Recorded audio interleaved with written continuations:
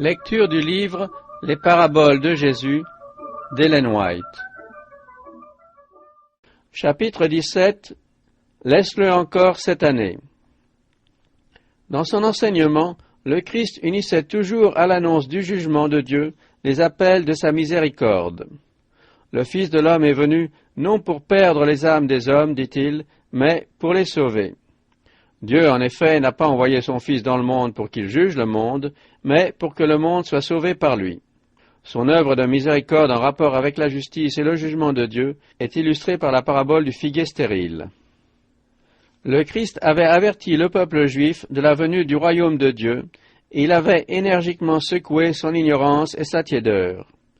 Israël savait fort bien prévoir le temps d'après l'aspect du ciel, mais il était incapable de discerner les signes précurseurs qui parlaient si clairement de la mission du Sauveur. Néanmoins, on était tout aussi près qu'aujourd'hui à se croire favori du ciel, et on appliquait à d'autres les messages de censure. Les auditeurs de Jésus lui parlèrent d'un événement qui venait de produire une grande effervescence. Le peuple avait été outré de certaines mesures prises par Ponce Pilate, gouverneur de Judée. Un soulèvement populaire avait éclaté à Jérusalem, et Pilate avait voulu l'étouffer par la violence. En une certaine occasion, ses soldats avaient même été jusqu'à envahir les parvis du temple et égorger des pèlerins galiléens qui offraient leurs sacrifices. Les Juifs considéraient toute calamité comme la conséquence du péché de ceux qui en étaient victimes, et ils racontaient ces actes de barbarie avec une secrète satisfaction. À leurs yeux, leur bien-être matériel démontrait qu'ils étaient meilleurs, et, par conséquent, plus haut placés dans l'estime de Dieu que ces Galiléens. Ils attendaient de Jésus des paroles de condamnation contre ces hommes qui, selon eux, avaient bien mérité leur punition. Quant aux disciples, ils ne se hasardèrent pas à émettre un jugement sur cette affaire avant d'avoir interrogé le Maître. Celui-ci leur avait donné des avertissements précis contre leur tendance à cataloguer les autres et à mesurer les rétributions avec leur esprit limité. Cependant, ils croyaient que Jésus allait condamner ces malheureux pèlerins et les déclarer particulièrement coupables. Aussi furent-ils très surpris de sa réponse. Se tournant vers la foule, le Sauveur prit la parole. « Croyez-vous que ces Galiléens fussent de plus grands pécheurs que tous les autres Galiléens, parce qu'ils ont souffert de la sorte? Non, je vous le dis. Mais si vous ne vous repentez, vous périrez tous également. » Ces événements tragiques étaient destinés à pousser les cœurs à l'humiliation et à la repentance. L'orage de la vengeance grondait déjà dans le lointain, prêt à fondre sur tous ceux qui n'avaient pas trouvé leur refuge en Christ.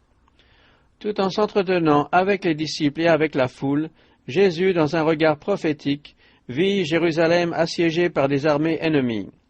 Il entendit les pas des étrangers qui s'avançaient contre la ville élue. Des milliers d'êtres humains périraient au cours du siège. Comme ces Galiléens, de nombreux Juifs allaient être assassinés jusque dans les parvis du temple, au moment même où ils offriraient leurs sacrifices. Les malheurs qui frappaient certaines personnes constituaient autant d'avertissements adressés par Dieu à une nation également coupable. « Si vous ne vous repentez, dit Jésus, vous périrez tous également. » Le peuple juif pouvait encore bénéficier du court temps de grâce qui lui était accordé et découvrir comment trouver la paix. Un homme, poursuivit-il, avait un figuier planté dans sa vigne. Il vint pour y chercher du fruit et il n'en trouva point. Alors il dit au vigneron, « Voilà 3 ans que je viens chercher du fruit à ce figuier et je n'en trouve point.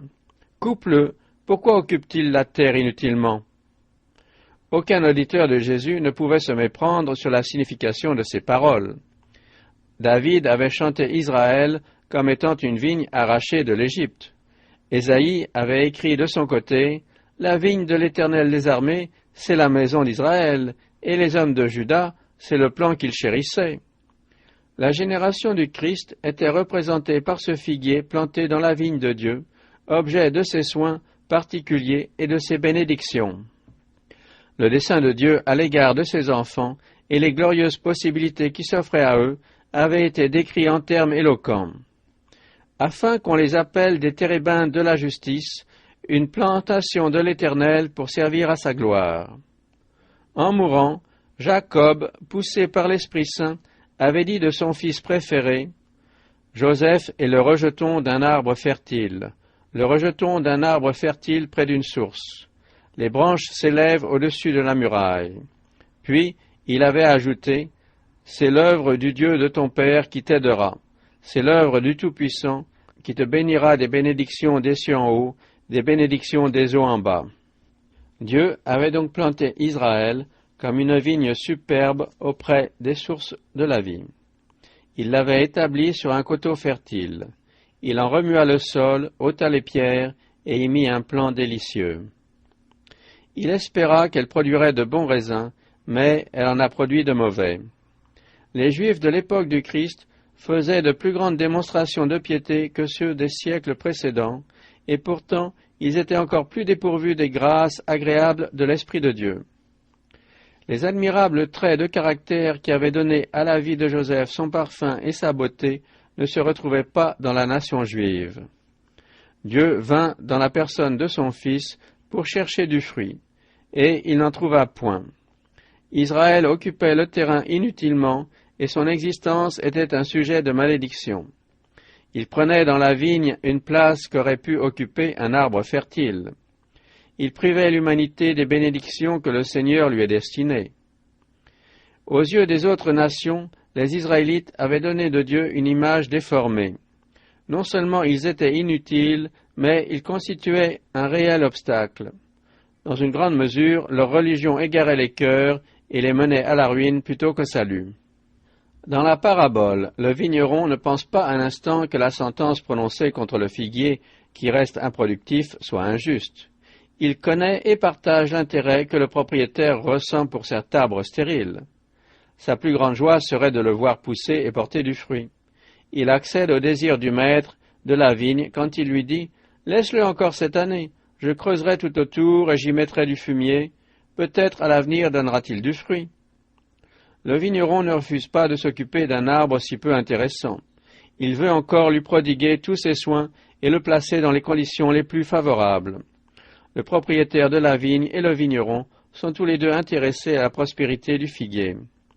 Il en est ainsi du Père et du Fils qui aiment également le peuple élu. Le Christ fait comprendre à ses auditeurs que d'autres occasions leur seront accordées par surcroît.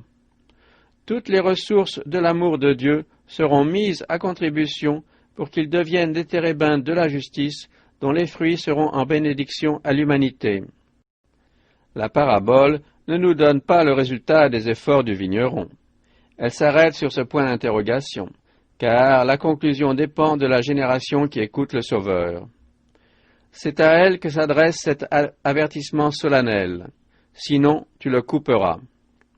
C'est à elle de décider si ces paroles irrévocables doivent être prononcées. Le jour de la colère approche. Par les malheurs qui ont déjà affecté la nation, le maître du vignoble l'a miséricordieusement averti de la destruction qui menace le figuier stérile. Cette mise en garde résonne aussi pour notre génération. N'es-tu pas, cœur insouciant, un arbre inutile dans la vigne du Seigneur? Ces paroles de condamnation ne s'adresseront-elles pas à toi d'ici peu? Depuis combien de temps jouis-tu des dons de Dieu? Depuis quand veille-t-il sur toi et attend-il que tu reviennes à lui? Quel privilège d'être planté dans sa vigne et de bénéficier des soins du vigneron! Combien de fois la chaleur du message évangélique a fait vibrer ton cœur? Tu te réclames du nom du Christ, tu te dis membre de l'Église qui est son corps, et néanmoins tu te sens dépourvu du lien vivant avec le foyer de l'amour infini. Le courant de sa vie ne parvient pas jusqu'à toi. On ne découvre pas chez toi les vertus de son caractère, le fruit de l'esprit. Le figuier stérile reçoit la pluie, les rayons du soleil et les soins du vigneron. Du sol, il retire les éléments nécessaires à son développement, mais ses branches improductrices ne font que priver de lumière les plantes fertiles qui ne peuvent pas prospérer à son ombre. Il en est de même des bénédictions que le ciel te dispense. Elles ne sont d'aucune utilité au monde, et tu prives les autres de bienfaits qui leur reviendraient si tu n'étais pas sur leur chemin. D'une façon peut-être indistincte, tu vois que tu occupes inutilement le terrain. Malgré cela, dans sa grande bonté, Dieu ne t'a pas encore retranché. Non qu'il se désintéresse de toi. Il ne se détourne pas avec indifférence ni ne t'abandonne à la destruction. Comme autrefois, quand il considérait Israël, il te regarde en s'écriant, « Que ferai-je de toi, Éphraïm? Dois-je te livrer, Israël? Je n'agirai pas selon mon ardente colère. Je renonce à détruire Éphraïm, car je suis Dieu et non pas un homme. » Le Sauveur compatissant dit à ton sujet, « Laisse-le encore cette année, je creuserai tout autour et j'y mettrai du fumier. » Avec quel amour inlassable le Christ ne travailla-t-il pas en faveur d'Israël pendant cette période de sursis? Sur la croix, il priait encore en ces termes, « Père, pardonne-leur, car ils ne savent ce qu'ils font. » Après l'ascension, l'Évangile fut d'abord prêché à Jérusalem, et c'est là qu'eut lieu l'effusion du Saint-Esprit. C'est là aussi que la première Église manifesta la puissance du Sauveur ressuscité, et qu'Étienne, le visage comme celui d'un ange, rendit son témoignage au prix de sa vie. Tout ce que le ciel pouvait donner, Israël l'avait reçu. Qu'y avait-il encore à faire à ma vigne, interroge le Christ, que je n'ai pas fait pour elle? Ses soins et ses travaux en faveur de son peuple n'ont pas diminué, mais augmenté. Il dit encore, « Moi, l'Éternel, j'en suis le gardien. Je l'arrose à chaque instant. De peur qu'on ne l'attaque nuit et jour, je la garde. » Peut-être à l'avenir donnera-t-il du fruit, sinon. Le cœur qui ne répond pas à la sollicitude divine s'endurcit jusqu'à devenir insensible à l'influence du Saint-Esprit. C'est alors que la sentence est prononcée, coupe-le. Pourquoi occupe-t-il la terre inutilement? Aujourd'hui, Dieu t'adresse cette invitation. Israël, reviens à l'Éternel ton Dieu. Je réparerai leur infidélité. J'aurai pour eux un amour sincère. Je serai comme la rosée pour Israël. Il fleurira comme le lit et il poussera des racines comme le Liban. Ils reviendront s'asseoir à son ombre. Ils redonneront la vie au froment et ils fleuriront comme la vigne. C'est de moi que tu recevras ton fruit.